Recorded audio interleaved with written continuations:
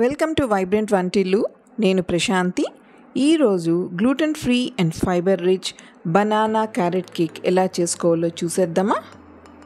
No maida and no గోధుమ పిండి, వాటికి బదులుగా ఓట్స్ అండ్ మఖానా తీసుకున్నాను. రెండింటిని సపరేట్గా ఫ్రై చేసుకోవాలి. లో ఫ్లేమ్లోనే ఫ్రై చేసుకోవాలి. ఓట్స్ కొద్దిగా వేడెక్కితే సరిపోతుంది. మఖానా కాస్త మెత్తగా ఉంటాయి. వించితే విరిగే వరకు లో ఫ్లేమ్లోనే ఫ్రై చేసుకోవాలి.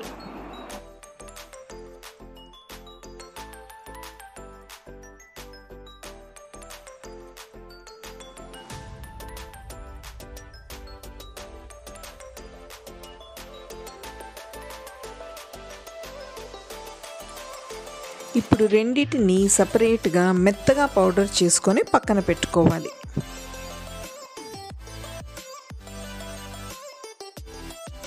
వన్ అండ్ హాఫ్ కప్స్ పౌడర్కి మిక్సీ జార్లో 3 eggs, బటర్ అండ్ ఆయిల్ కలిపి ఒక half cup, vanilla essence 1/4 teaspoon తీసుకొని బ్లెండ్ చేసుకోవాలి.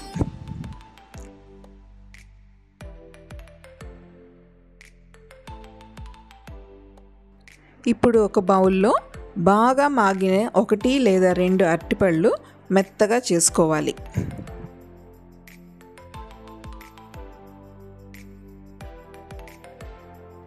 దీంట్లో బ్లెండ్ చేసుకున్న ఎగ్ మిక్స్చర్తో పాటు హాఫ్ కప్ పౌడర్డ్ షుగర్ వేసుకోవాలి. హాఫ్ కప్ తురిమిన క్యారెట్ కూడా వేసుకొని అన్నీ కలిసేలా కలుపుకోవాలి.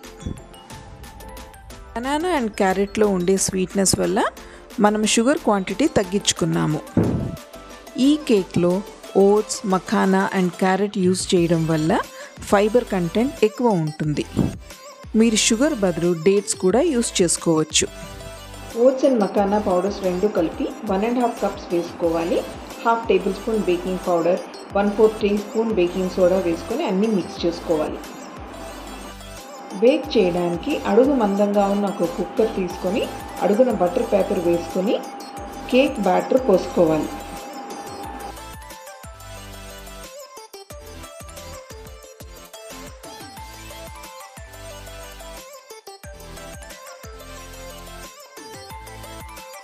మనకు నచ్చిన డ్రై ఫ్రూట్స్ పైన చల్లుకోవాలి.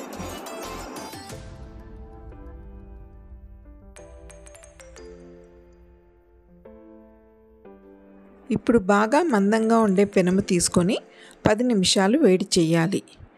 దాని మీద కుక్కర్ పెట్టి గ్యాస్ కట్టు, విజిల్ తీసేసి మూత పెట్టుకోవాలి. లో ఫ్లేమ్లో పెట్టుకోవాలి.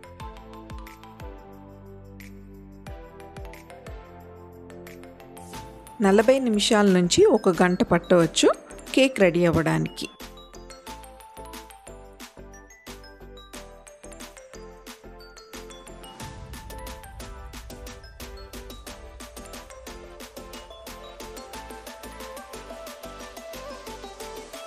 మన కేక్ రెడీ అయిపోయింది. కాసేపు చల్లారనిచ్చి బయటకు తీసేద్దాం.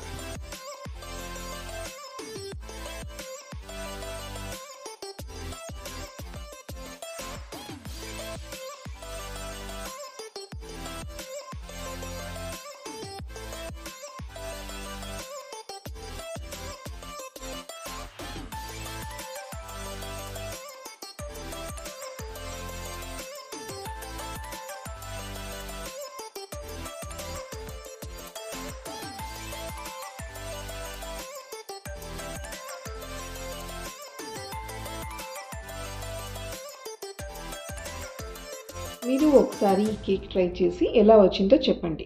మీకు ఈ రెసిపీ నచ్చినట్టయితే please like, share and subscribe. Thanks for watching.